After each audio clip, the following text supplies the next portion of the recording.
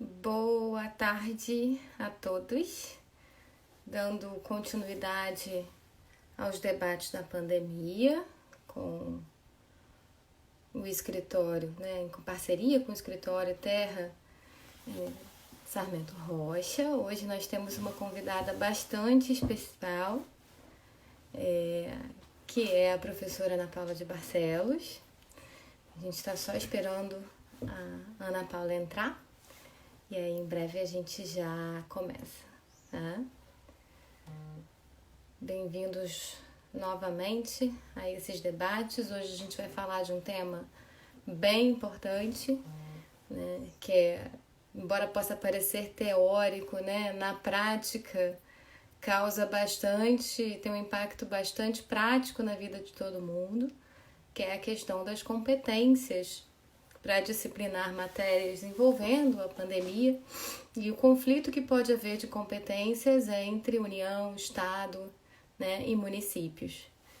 Então, esse é o tema de hoje e a gente vai estar conversando com a professora Ana Paula de Barcelos. Opa, ela já pediu aqui a solicitação para entrar.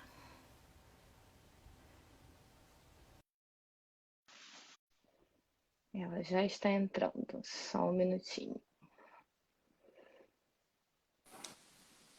Olá, Aninha! Olá, Vivi, tudo bom? Tudo bom? Tudo Então, jóia, deixa eu graças a primeiro Deus. te apresentar, né? Embora a rigor se dispense apresentações. A professora Ana Paula de Barcelos é professora de constitucional da UERJ, foi minha monitora, depois trabalhamos juntas por mais de 15 anos e tenho orgulho de dizer que foi minha mentora, né? Praticamente Orgulho é em toda a meu. minha vida profissional. Então, hoje estamos aqui para falar de constitucional, tema, né, totalmente afeto a você. E eu estava explicando que, embora possa parecer uma coisa muito teórica, né, para quem não é operador do direito, tem um impacto prático muito grande, Ah, gigante, é. especialmente agora, nesse período de pandemia, né, que é um pouco como definir quem regula o quê Uhum. e tantos impactos práticos tem na nossa vida, né? A gente sabe que há um conflito, de certa maneira, de posições, né, sobre como lidar com a pandemia entre a União Federal, que tem uma postura mais aberta, está preocupada com o lado econômico, que também é um motivo de preocupação, e Uhum. alguns estados e municípios que agem de maneira um pouco mais restrita, né, visando mais as pessoas ficarem mais em casa, mais reclusas, evitar a movimentação de pessoas que não exerçam atividades essenciais. Em alguns municípios se instaurou até o lockdown, né, que a gente chama, É. que é Uhum, uhum. um procedimento um pouco mais restrito. Então, queria te ouvir um pouco sobre isso. Afinal de contas, de quem é a competência, quem a gente Então, obedece. essa hoje é a pergunta de US$ 1 milhão, né? Mas assim, qual é um pouquinho de premissa para a gente entender? E aí a gente já tem, na verdade, algumas decisões do Supremo sobre o assunto. Quer dizer, qual é a premissa, né? A premissa é um pouco, e aí você falou bem, né? As pessoas acham que essa, e às vezes quando a gente dá aula, os alunos, ai, que saco isso. Cara, isso é fundamental. Eu sou muito chata e digo isso sempre aos alunos. Tudo tem a ver com federação no Brasil. Bom, e qual é o lance, né? A Constituição tem competências privativas, ou seja, coisas que apenas canaense pode fazer e os outros não podem. Ou seja, são competências que excluem os outros, e daí a gente chama de exclusivas ou privativas. E existem competências que são concorrentes ou comuns, a Constituição usa os dois termos. Concorrentes para a competência legislativa e comum para a competência político-administrativa, ou seja, para fazer coisas, praticar atos, prestar serviço, etc. Só que assim, a definição, ok, então todo mundo pode fazer tudo em relação a esses assuntos? Sim, mas a ideia é, né, que haja uma coordenação e tudo mais em relação aos assuntos legislativos, ou seja, editar normas. A ideia é que a União fique com as normas gerais e os estados, DF, municípios, regulamentem, né, essas normas gerais em função da sua realidade. A Constituição, é preciso que se diga que ela tem um sistema muito complicado. É um sistema complexo mesmo, de federalismo cooperativo, mas que é complexo e tal. E a verdade é que, ao longo dos anos, aí o Supremo, com exceções, ele tem uma tendência de concentrar, interpretar as competências da União de forma mais ampla, ampliando, e Certo. dos outros entes de forma mais restrita. Então, a gente tem uma federação super centralizada, primeiro por opção constitucional, é preciso que se diga, mas também porque o Supremo tem uma interpretação, né, tradicional que acaba concentrando mais na União. Beleza. Quando começou a pandemia, quando veio, né, a Lei 13.979, que é uma lei federal que trata do enfrentamento da pandemia, prevê as medidas, etc. A lei, ela diz, a redação original, né, outras medidas provisórias vieram depois, mudando alguns pontos, mas ela diz, e na verdade isso não foi alterado, que as medidas que ela prevê vão ser adotadas pelas autoridades competentes. Sem definir quais, claro. Sem definir quais. Então, aí, bom, a partir desse momento, e até uma questão interessante do ponto de vista político no Brasil, porque os estados e o DF, muitos municípios, né, saíram na frente, praticando atos com fundamento na lei federal, com fundamento na lei 13.979. Enfim, quarentena, restrições e tal e tal. E aí o governo federal, enfim, teve um momento assim, de tentar centralizar algumas coisas, e medidas provisórias foram editadas para submeter algumas decisões a órgãos federais, como a Anvisa, por exemplo, a Ministério da Saúde e tal. E aí começaram a chegar ao Supremo muitas discussões. Já houve uma decisão, quer dizer, a gente já teve 2 decisões de plenário. Né? A DIN, né? A DIN 6341 e a DIN 6343, que foi semana passada, o julgamento.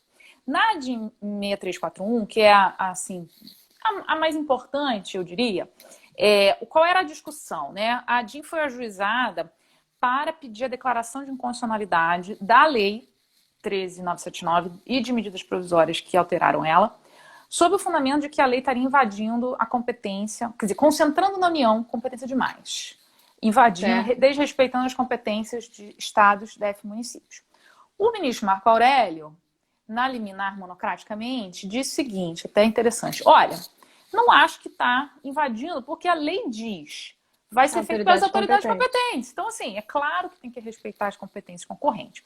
Mas, para fins pedagógicos, disse ele, eu vou dar aqui uma interpretação conforme, dizendo que a autoridade competente entenda-se e respeita as competências concorrentes de estados, DF e municípios. Beleza. A questão foi a plenário, acho que umas 2 semanas atrás, talvez um pouquinho mais, e o plenário confirmou esse entendimento do ministro Marco Aurélio, acrescentou uma interpretação conforme em relação ao dispositivo específico que tratava da definição de serviços essenciais, porque tinha uma discussão se o presidente podia fazer, não podia e tal, para dizer que o presidente podia fazer sim por decreto. E aí o argumento dos ministros estava, quer dizer, ele pode definir serviços essenciais nos limites da competência da União, ou seja, serviços que têm a ver com a União, ou que são prestados pela União, regulados pela União. E o que, porém, deveria respeitar a competência concorrente dos estados, DF, municípios, e eles não precisariam de uma autorização federal para impor, por exemplo, quarentena, coisas dessa natureza. Né? Vou te interromper para já fazer uma pergunta prática. Diga. Né? Aqui, em São Paulo, por exemplo, teve um precedente envolvendo um condomínio em que se limitou a entrada de profissionais no condomínio para realização de obras em um determinado apartamento. E agora, mais recentemente, houve a inclusão pela União Federal da construção civil como serviço essencial. Uhum. E aí? Então, assim, aí como é que se resolveu isso, né? Assim, não se resolveu super ainda, mas a ideia é a seguinte: a União pode definir serviços essenciais. Ainda não se fez um exame muito pontual de razoabilidade do que a União considerou como serviço essencial, pode ou não, tá?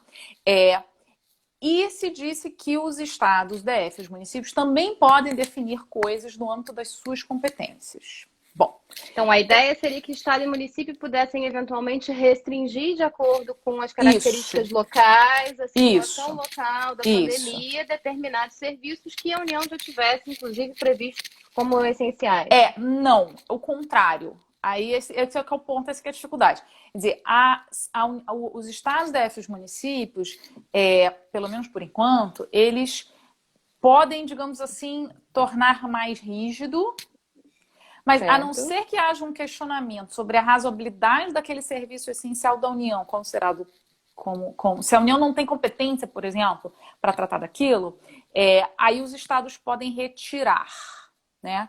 Então, no caso, respondendo a sua pergunta da Constituição Civil, eu acho que se houver uma circunstância local, né, o município de São Paulo, que você falou, ou o estado?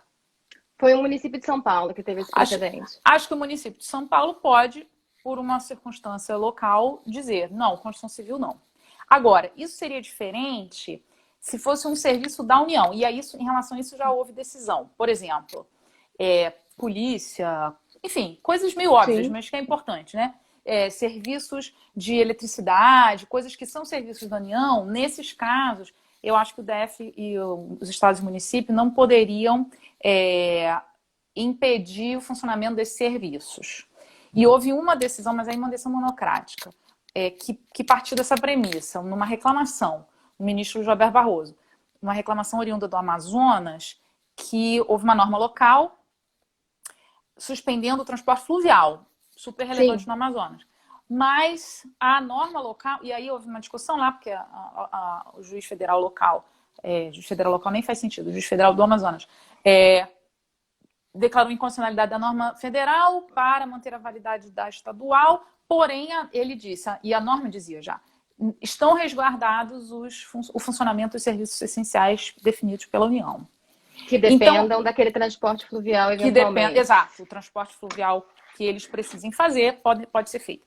Então, assim, talvez o critério, aí assim, um pouco chutando, porque o Supremo ainda a gente está caminhando junto, mas acho que serviços...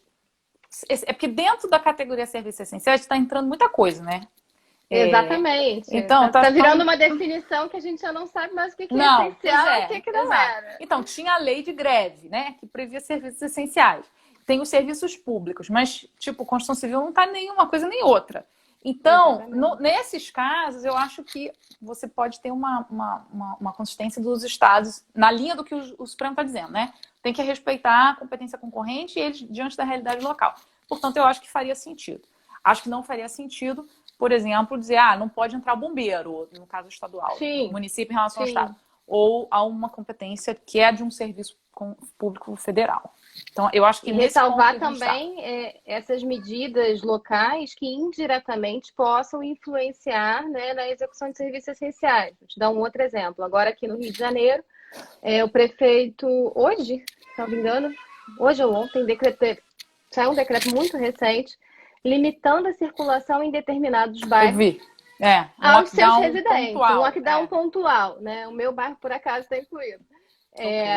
Esse lockdown não pode, né, impedir o acesso, tem que ser respeitado, mas ele também não pode impedir o acesso de profissionais que, eventualmente, aqui a gente tem, só aqui perto de casa, 2, 3 hospitais, por exemplo, e eu preciso assegurar o acesso dos profissionais que, eventualmente, não residem nesse bairro e trabalham, né, nesses hospitais. Então... Exato. Então, assim, tipo assim, ele pode fazer lockdown, mas isso não pode inviabilizar os serviços essenciais, vamos dizer assim, hardcore.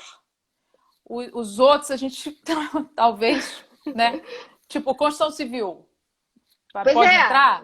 Quer dizer, eu não sei se o decreto municipal disse alguma coisa sobre isso. Disse? Eu não vi. Não, ele simplesmente restringe, né? Não vi nenhuma exceção. Acho que vai depender, obviamente, de uma interpretação conjunta, inclusive com as outras normas municipais, que já previam circulação restrita a serviços essenciais, né? Aqui no Rio, por exemplo, para até transporte intermunicipal de trem, as pessoas têm que mostrar a carteira de trabalho para demonstrar, né, que exercem uma atividade essencial e que podem circular. Então, eu imagino que o que se esteja pressupondo seja uma interpretação conjunta, mas, em princípio, o decreto simplesmente faz a definição dos bairros, né, e diz que naqueles bairros determinados só podem circular pessoas que efetivamente residam ali. Então, né, Entendi. primeira dica, passem a andar com comprovante de Comprovante de residência. residência, exato, Passou a ser exatamente. documento essencial, né? Do É. lado da carteira de Mas identidade e CPF. é uma loucura, mas é isso, assim. Mas isso, na verdade, é interessante, porque da minha percepção, isso é um avanço no sentido, não é que é necessariamente positivo ou negativo, mas de atribuir mais competência aos estados e aos municípios, porque, Sim. quer dizer, há uma tendência unificadora, né? E o que o Supremo disse, não, você tem que, assim, os estados e os municípios devem deixar. Um elemento importante que o Supremo discutiu e que algumas decisões e tal, fundamento todo mundo, para estado, DF, municípios, União, Técnico. tal, fundamento técnico. O que é uma coisa um pouquinho complicada, porque fundamento técnico tem para tudo. Você pode escolher o seu técnico, né? O seu especialista, mas é um pouco isso, assim. Eles estão tentando, porque vai chegar um conflito no Supremo que não vai ser fácil de resolver a partir desses parâmetros super genéricos. E a ideia do parâmetro técnico. Eu acho que, na verdade, assim, existem alguns elementos, né? Mas a verdade é que é tudo tão novo que nem as pessoas do meio científico têm um conhecimento consolidado. Não existe ainda conhecimento consolidado, essa que é a verdade, né? Sim, houve até um precedente em uma reclamação, se eu não me engano, né, envolvendo... era um município, um estado que queria... Londrina. Terminar a quarentena, Isso, né? Isso, ministro Fachin. Foi isso mesmo. Ele tinha uma norma municipal fazendo quarentena, acho que não era lockdown, era só a quarentena e tal. Aí, o município, enfim, teve lá a evolução dele e tal, e aí ele editou uma nova norma flexibilizando, mandando abrir e tal. E aí houve uma ação civil pública contra esse segundo decreto e o Tribunal de Justiça local considerou inválido o segundo decreto porque o município estaria invadindo a competência da União em flexibilizar, que só a União poderia flexibilizar. Reclamação Supremo, ministro Fachin. Aí o ministro disse, não está errado, o pressuposto, o fundamento está errado. O município tem competência sim para fazer, para competência concorrente, na linha do que o Supremo decidiu na 6341. Então houve violação da decisão da 6341. Porém, eu não tenho condição de saber qual é o juízo técnico aí dessa história. Então, volta para o Tribunal de Justiça local do Paraná para examinar a questão, agora sob a perspectiva de alguma fundamentação técnica da OMS, ou sei lá, do Ministério da Saúde, ou de alguém. E aí, então, mas e aí ele, na verdade, ele manteve a decisão do tribunal, invalidando, mas até que o tribunal produza outra decisão por conta desta racionalidade. Mas apontando que tinha havido a violação da decisão do Supremo, que o município, em tese, tinha competência, se tiver fundamento. Tem aqui um comentário, Vanessa Reis, da PGE. Oi, Vanessa! Minha aluna. Hoje, estados e municípios são responsáveis por mais de 90%, né, do serviço de saúde, mas dependem de transferências voluntárias. Né? Diferente do que acontece, por exemplo, em Portugal, ela dá exemplo em que é efetivamente uma federação. E que, salvo o melhor juízo, a judicialização é um absurdo. A gente vai ter que lidar né, a gente não tem como evitar, mas ela tem um ponto que é o seguinte, isso é muito interessante, porque a cara os problemas do federalismo vem à tona, né? Porque, assim, além das questões políticas, o fato é que quem tem que lidar com o problema de saúde real são os estados e municípios. Porque ela é PGE em Portugal. Ela está esclarecendo aqui que é outra Vanessa. É uma Vanessa que é PGE em Portugal. Seja bem-vinda, Vanessa, porque tem uma Vanessa Reis aqui no Brasil que foi minha aluna. E é PGE. O PGM, enfim, no Rio. Mas o ponto é esse, assim, os estados e os municípios, quer dizer, os hospitais, na maior parte, né, são municipais e estaduais, são eles que têm que lidar com a realidade do problema e tem uma questão financeira que os recursos são concentrados na União. Então, esse é um problema real, que os estados e os municípios têm que enfrentar. Quer dizer, gente na porta dos hospitais, isso está acontecendo nos municípios, né? Está acontecendo no estado. Uhum. A verdade é que a União é uma ficção, né? É uma ficção jurídica. Não existe, assim, um território da União sozinho, né? Todos os territórios são de algum estado, de algum município. Então, eles têm que lidar com esse problema real, não é um problema teórico, né?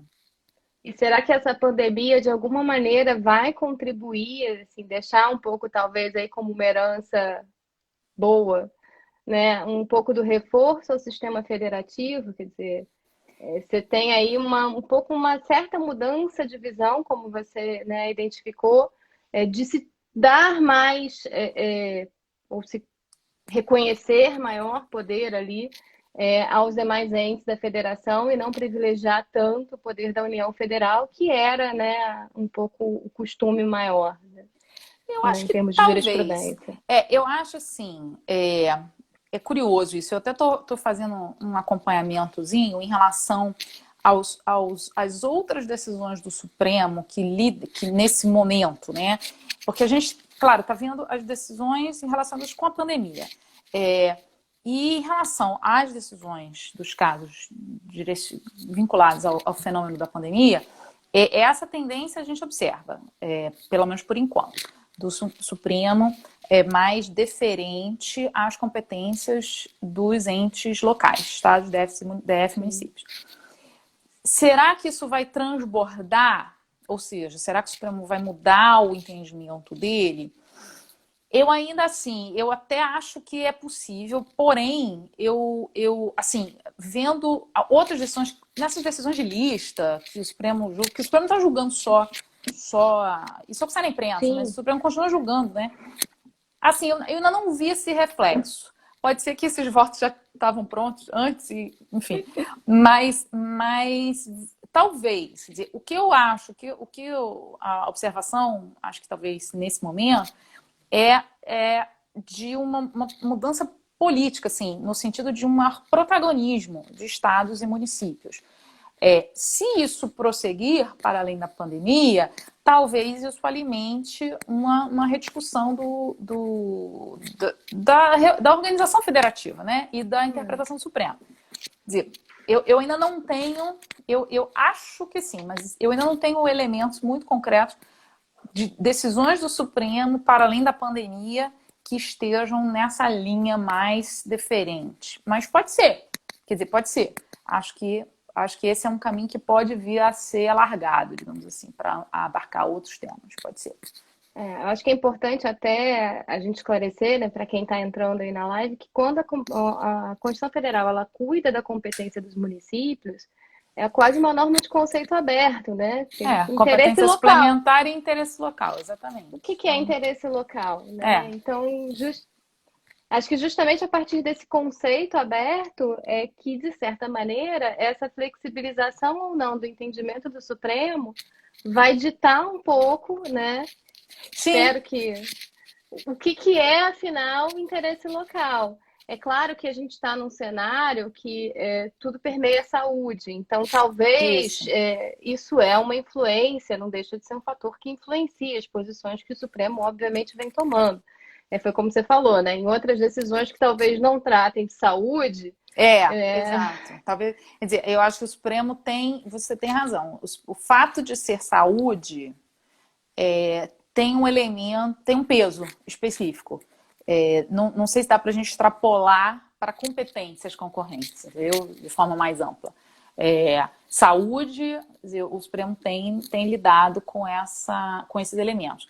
A necessidade local, necessidade de fundamentação técnica e uma certa precaução. O Supremo assim, não que o Supremo tenha uma opinião sobre o que deve ser feito ou não, mas as decisões refletem uma certa preocupação com uma ideia parecido com o princípio da precaução ambiental aplicado à saúde, né? Inclusive o ministro Fachin nessa decisão, nessa reclamação que a gente mencionou lá de Londrina, ele usa inclusive esse argumento, né? Do princípio da precaução, dizendo, olha, não tem como saber o que vai acontecer, tem que ter uma avaliação técnica, então eu não posso simplesmente né, dizer que essa norma é válida sem que ela tenha sido examinada à luz de orientações técnicas e tal.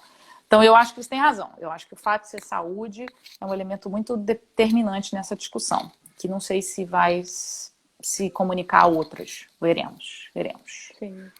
E também, mais uma vez, né, quando a gente fala em saúde, órgão técnico, volta a questão. Como você disse, também tem técnico para todos os lados, né? Nesse momento tá muito complicado essa coisa do técnico.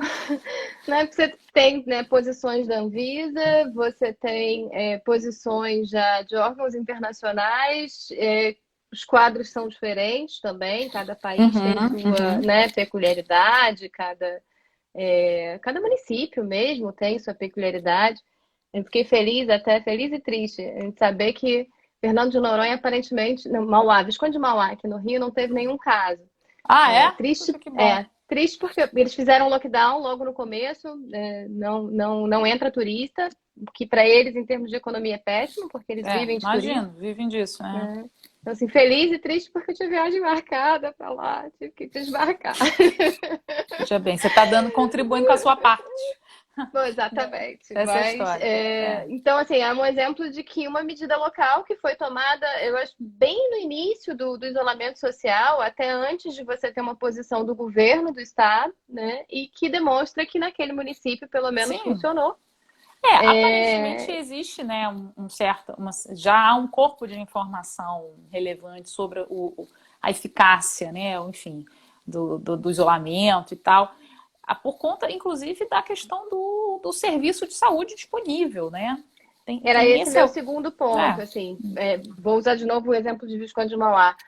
A decisão foi tomada de se fazer uma barreira efetivamente sanitária à entrada, né? São 3 pequenas vilas, as 3 vilas, por conta de uma questão prática. Não tem hospital. Não, e esse é um problema, assim, que é muito local, realmente. Porque, assim, a gente pensa nas capitais, né? Exatamente. Mas assim, o Brasil tem mais de 5 mil municípios.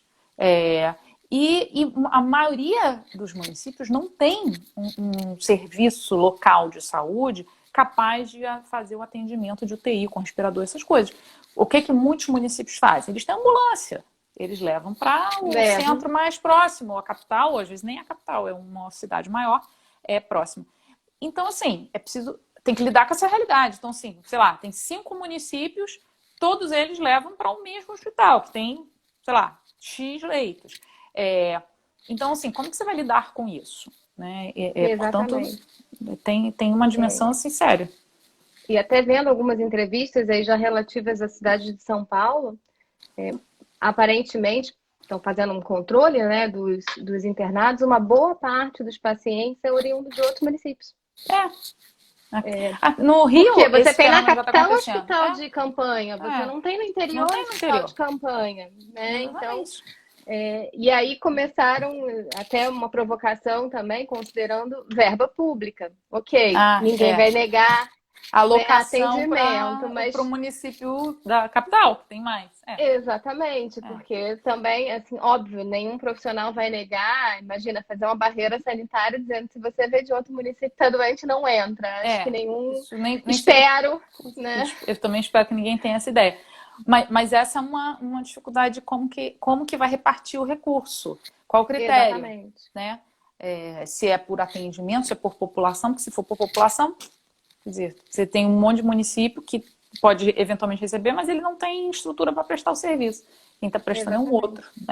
Você vai ter a população, mas você não tem um hospital preparado para receber aqueles pacientes de Covid. Então, como se faz, né? Esse vai ser...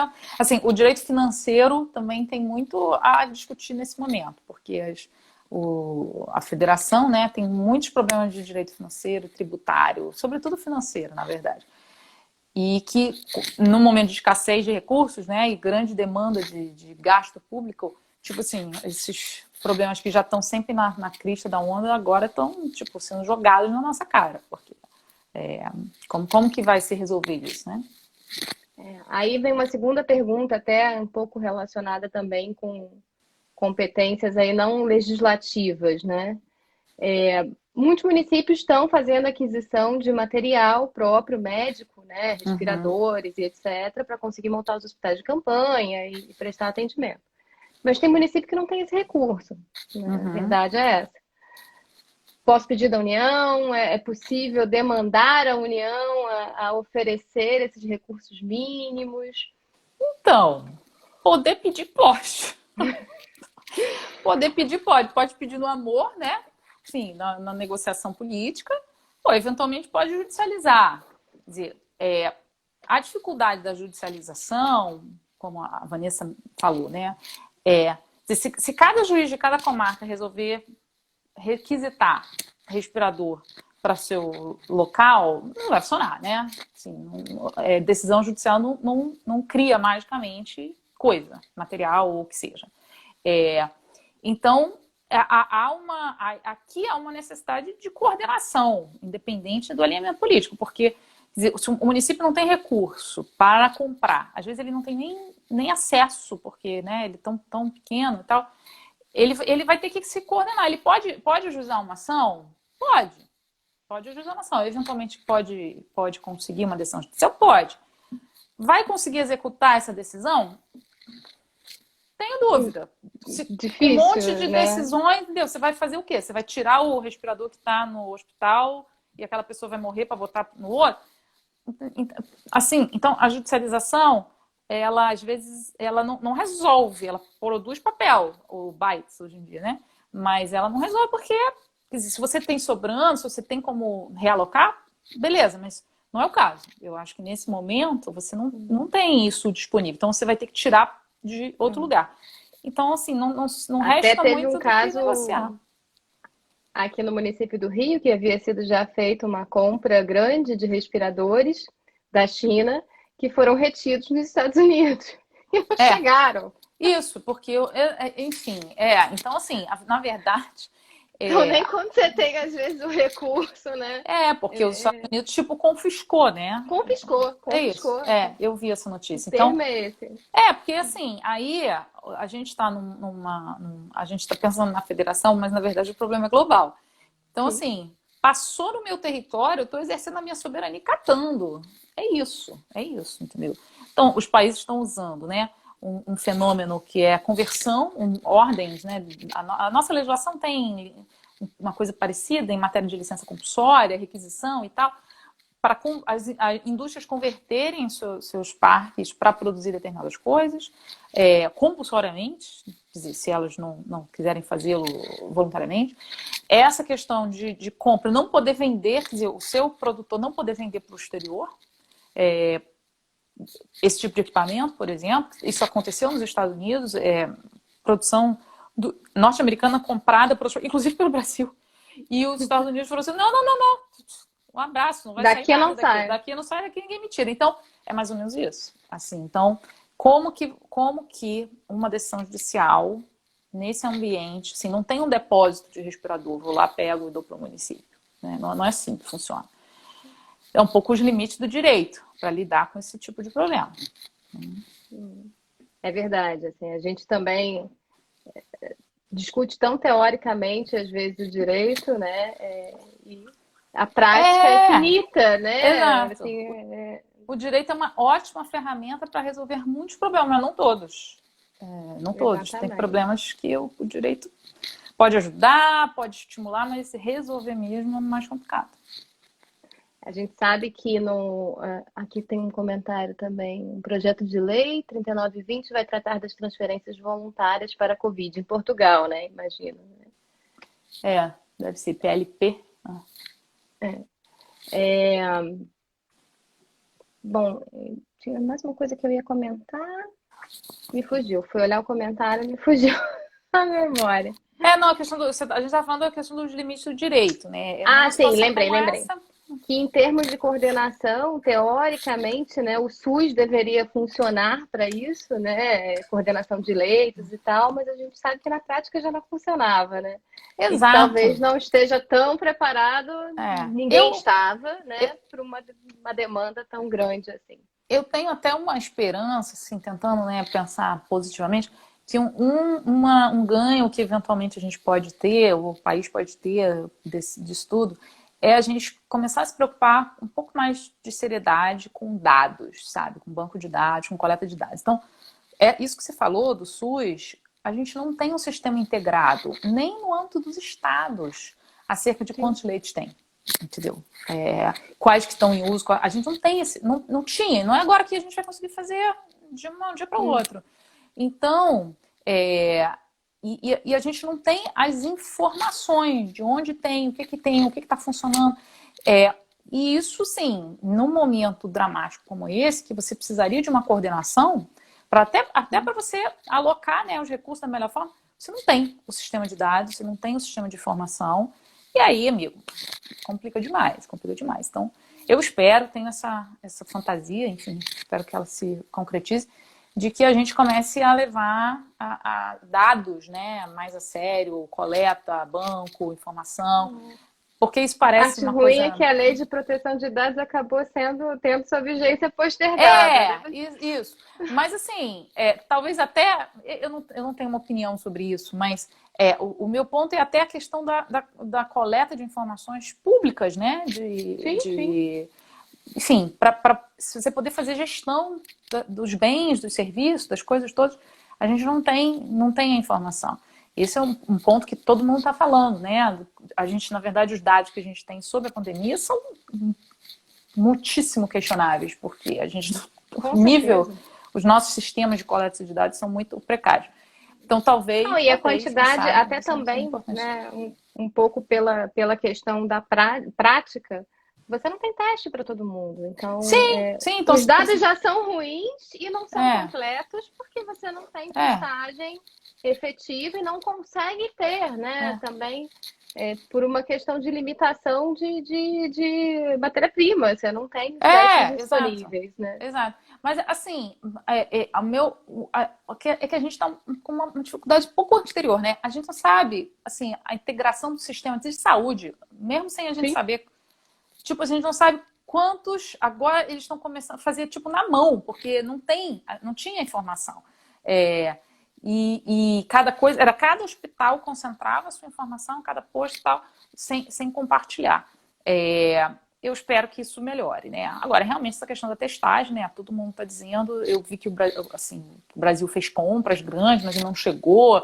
Enfim, vamos ver como que a gente vai conseguir lidar com essa questão da testagem, porque, assim, não vai acabar magicamente, né? Esse problema. Não. Não vai. A gente está sofrendo pico e tal, mas ele vai É, continuar existindo depois. A verdade é é. essa, né? Então, A não ser que alguém consiga aí, nesse meio tempo, criar uma vacina, sim. alguma coisa mais efetiva. Não vai durar 2, 3 meses, vai durar 2, 3 meses de caos, assim, a gente espera que passe, né? Uhum. Mas não é uma doença que vai sumir do planeta também, depois de 3 meses de isolamento, oba, acabou, né? Varinha de Vambora, vida cristal, normal, agora acabou a vida normal. não é, não vai. Infelizmente, não é essa a perspectiva, né? Não é. Aninha, queria muito agradecer a sua Nada, obrigada a você. participação. Obrigada a você, querida. Obrigada a A você, o gente, pessoal aí. É ótimo estar aqui. que bom, muito obrigada. De A gente nada. agora vai continuar a live com o Dr. William. Então, mais Show. uma Como é que eu vez, faço? Eu aperto agora nesse X, que tá no canto isso, para superior? você Tá bom. sair, Tô me isso. E aí, acostumando, viu, galera? Tá bom, querida. Obrigada. Beijo. um beijo, muitíssimo obrigada. Tchau, tchau. Agora a gente vai esperar o Dr. William entrar. Assim que ele entrar, a gente continua. Já vi que ele está online aqui, mas ele precisa solicitar para mim. Deixa eu ver se eu consigo fazer mesmo sem ele solicitar. Vamos testar aqui. William, acho que você precisa sair. Ah, não, eu acho que eu consigo, hein? Aham. Vamos ver. Eu já conectei ele aqui, tá entrando. Aham. Oi, Olá, viu? Depois de tudo. tantas lives, William, eu consegui descobrir que eu posso te conectar sem você ter que sair. Eu vou entrar e sair de novo. Não precisa, Entrar e sair novamente. não precisa. Tá, Você peraí. já está conectado. Ele saiu. Eu toda feliz, eu tinha descoberto. Vamos esperar só mais um pouquinho. Vou tentar de novo. Vamos ver se ele entra.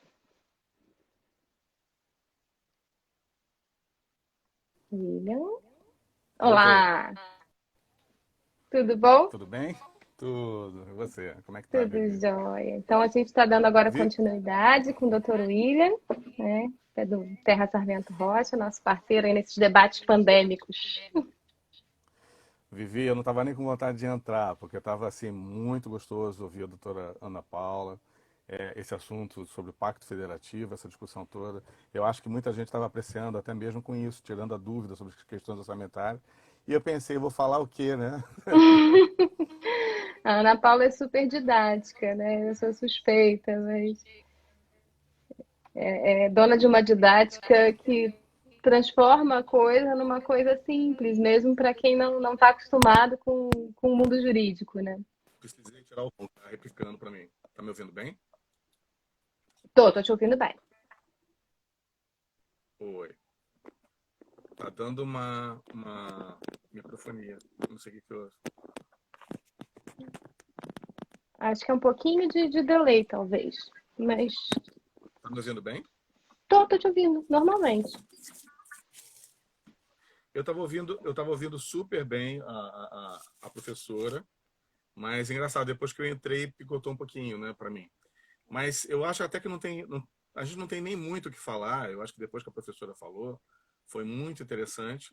E o ponto até para a discussão com relação à competência dos entes federados, acho que a discussão de uma repactuação, aliás, um novo pacto federativo, porque a gente vem observando que a União vem editando normas de uma maneira centralizadora, né, buscando focar Sim, as ações de políticas públicas muito centralizadas no federal, Brasília, e de repente nessa pandemia as localidades estão cada uma tentando aplicar um conceito diferente sobre política sanitária, sobre descrever o que é essencial ou não, e até a discussão que foi feita, né? Nós já temos uma lei que discute o que é serviço essencial e vários profissionais estão tendo que olhar o decreto final e exibir para as polícias administrativas, as guardas municipais, para provar que precisam trabalhar. Isso está dando uma certa insegurança jurídica, né, para saber sim, qual é a norma verdade. que se deve cumprir.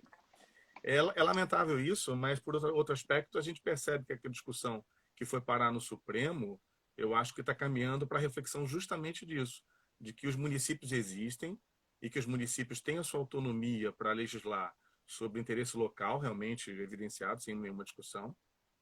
As leis e medidas provisórias que tratam das medidas emergenciais para a aplicação das políticas públicas, elas devem respeitar justamente a definição da estrutura que gerencia a política pública de saúde, né? Então, a gente observa que os estados é que mantêm redes, os municípios mantêm redes. Você citou o exemplo de Visconde de Mauá, né? Que acho que só tem um posto de saúde lá, alguma coisa assim, Só que não um posto em suporta um dos vilarejos, incremento a não rede. suportaria. É, isso, e a ilha de Paquetá também, que acabou tendo Paquetá. que adotar uma medida. É um bairro, né? A ilha de Paquetá é um bairro do município do Rio de Janeiro, e a situação pode ser colapsada em qualquer ilha que de repente não adote medidas de restrição de ingresso de turistas, etc.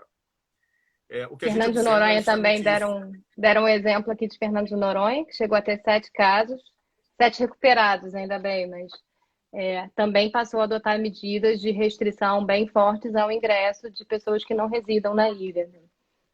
E outra coisa, justamente isso, o que a gente observa que a definição de lockdown, até mesmo hoje em Niterói implantou, foi a primeira cidade do Rio que implantou totalmente no território o lockdown. E observei as matérias que estavam justamente mostrando as saídas do município e a situação criticando que não era um lockdown, né? Tá travado, a Vanessa está dizendo aí que travou, você está me vendo? Não, eu tô te vendo. O som tá com um delay, mas tá ouvindo, eu tô ouvindo bem. Tá. Se você quiser, eu entro e saio de novo. Não, tá tranquilo, Acho de que verdade. Tá dando para ouvir bem. o que a gente observa é que as medidas de intervenção para aplicação justamente de medidas restritivas de acesso estão usando a expressão lockdown como uma decisão até extrema, né? Mas uma decisão extrema, só que muitos estão nominando, né, restrições com aspectos locais. Eu vi hoje, por exemplo, que Búzios aplicou toque de recolher, né, como se fosse uma medida até marcial, né, um toque de recolher. O Estado aplica como uma medida extrema também para aplicação de políticas de segurança, de seguridade, né, para evitar proliferação,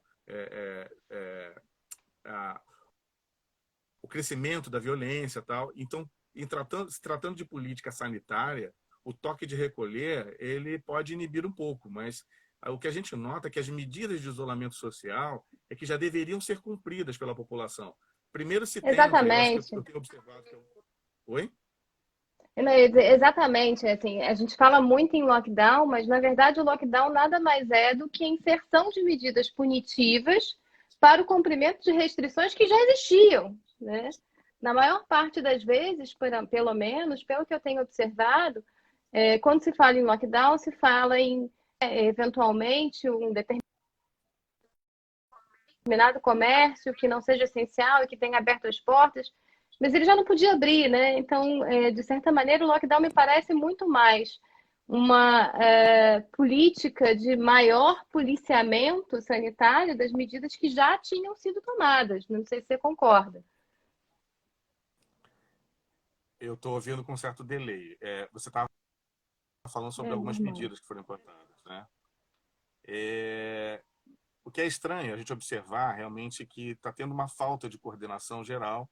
Eu acho que isso a União está pecando, porque ela editou até a lei que trata justamente a 13.979, que trata justamente de uma política emergencial para isso. Ela deveria ter assumido a coordenação para orientar e o monitoramento também das municipalidades e dos governos estaduais, mas por essa lacuna permitiu os governos estaduais adotassem medidas por interpretação de interesse local. A gente Sim. observa, por exemplo, estados como Rio e São Paulo, sem adentrar o aspecto de politização das políticas públicas, mas o que a gente aqui esta lacuna é que está permitindo muitas interpretações. A gente deveria ter, no momento de pandemia, a coordenação mundial que é feita pela OMS e que trata justamente as observações dos números, a elevação dos números, e as recomendações que deveriam ser adotadas, e a União ter Com base, aplicado né? em aspectos, sim, aí em Perdão, aspectos tá regionais, completo. quais seriam as medidas. Exatamente. Está falhando? Não é que tá com delay, mas tá funcionando, vai. Tô te ouvindo com delay, por isso que está difícil. Não, tranquilo, pode continuar. Tá, tudo bem. A live deve estar concorrida com alguma coisa também, né?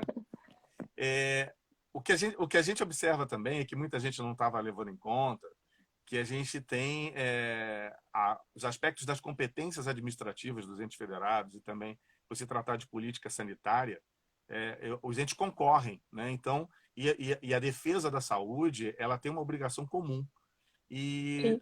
na ponta da linha dessa discussão toda, são os municípios que têm as redes emergenciais de atendimento. E eu justamente estava acompanhando vocês com a sua discussão com a professora Ana Paula, que essa movimentação de dados entre o SUS e esse questionamento que a gente está começando a despertar para muitas falhas no sistema de cooperação e que, na verdade, o que a gente observa é que não funciona uma cooperação adequada.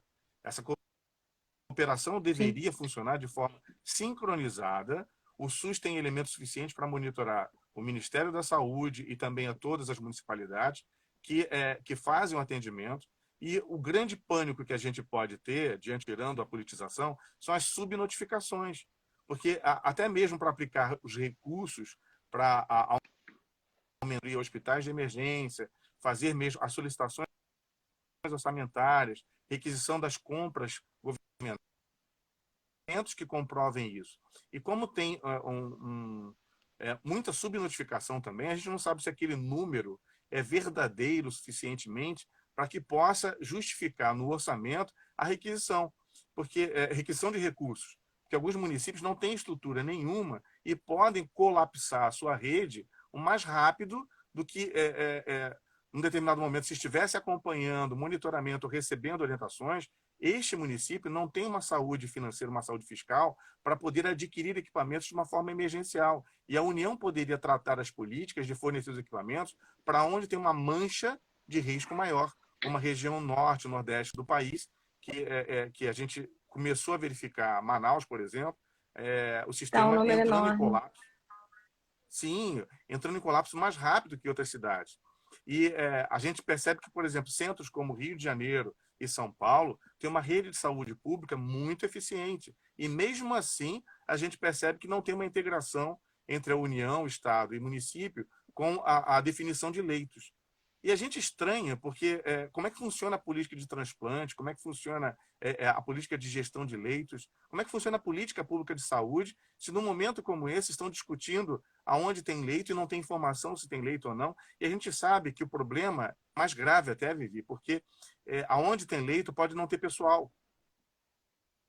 Aonde tem Sim. estrutura, pode não ter. Justamente a rede federal do Rio de Janeiro, ela tem os leitos vazios, mas não tem pessoal, porque há muito tempo não se faz concurso. Então, o E município, o por dois Estado. problemas, né?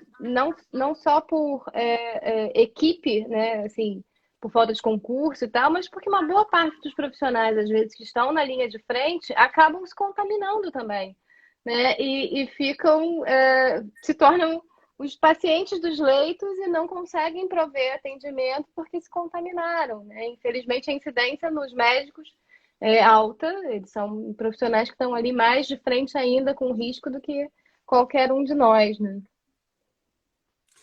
Pois é, a gente, infelizmente, a gente observa que assim, falta realmente integração.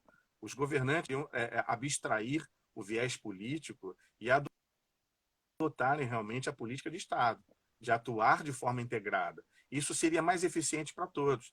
Existe uma possibilidade de técnica institucional, de trabalhar de forma consorciada, que poderia diminuir os riscos e também o custo dessas atividades. Só que o consórcio público, no caso, ele exige aprovação legislativa e outras coisas também. E nesse momento atual, o que a gente percebe é uma desintegração do sistema governamental, que a gente, se Sim. tivessem pelo menos acordos, seriam mais eficientes na aplicação dos recursos públicos.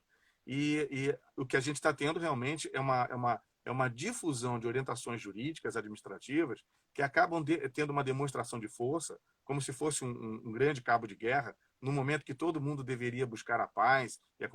E se não fosse o Supremo a determinar a definição de que os estados e municípios podem realmente agir, a gente ficaria sob uma política de uma política totalmente oposta ao que manda a Organização Mundial de Saúde.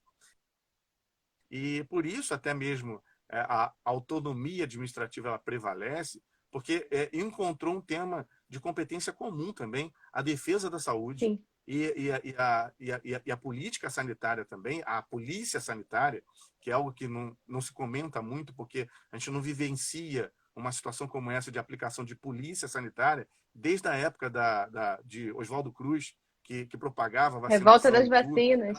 De Estado. Tive que ir longe um pouquinho para lembrar que naquela época, inclusive, a população se rebelou, né, contra a vacina e tudo. E o Estado ele tem que agir porque ele vai pregar justamente isso, a prevalecência do interesse público. E, por outro, a gente ainda não está vendo medidas extremas que alguns países já adotaram, que são justamente a vinculação do descumprimento de uma ordem administrativa à sanção penal.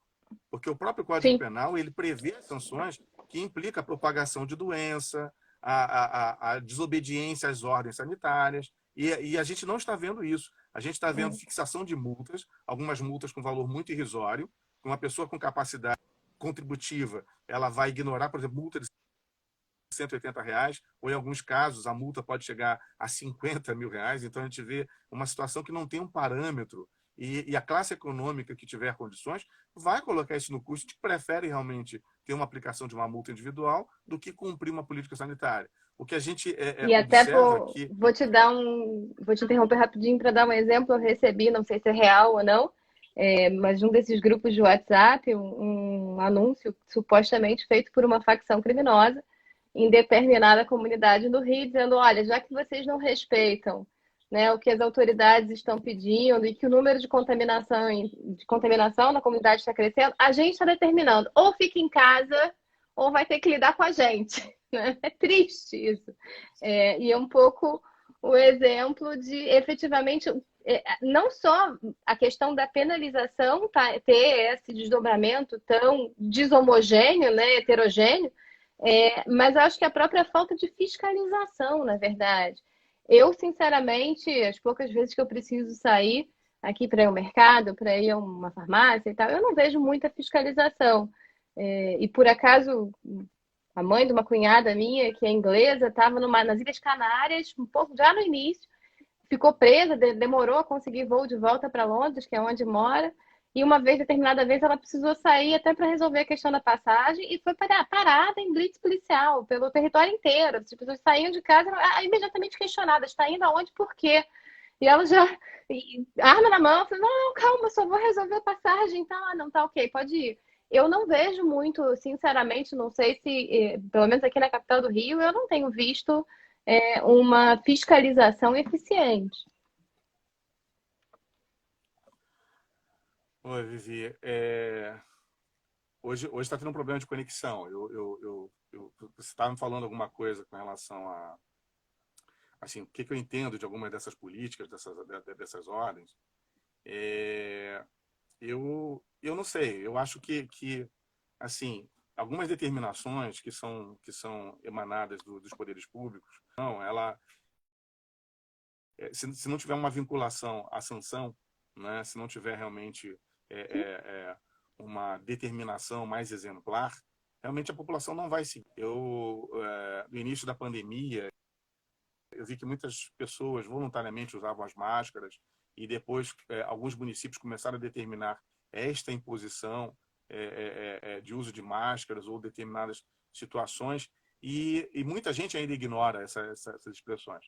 Então, o poder de polícia administrativa, para se tornar efetivo, ele tem realmente que o Estado enrijecer, aplicar as sanções, num primeiro plano se passou orientação, se passa uma comunicação para todos, mas existe enquanto tiver essa desordem de classificação sobre os serviços que funcionam e os que não funcionam, a gente vai começar a perceber que, por exemplo, abre lotérica, fecha a rua, abre rua. Isso gera uma confusão para a população que eles não sabem direcionar o que está certo, o que está errado, cumprir.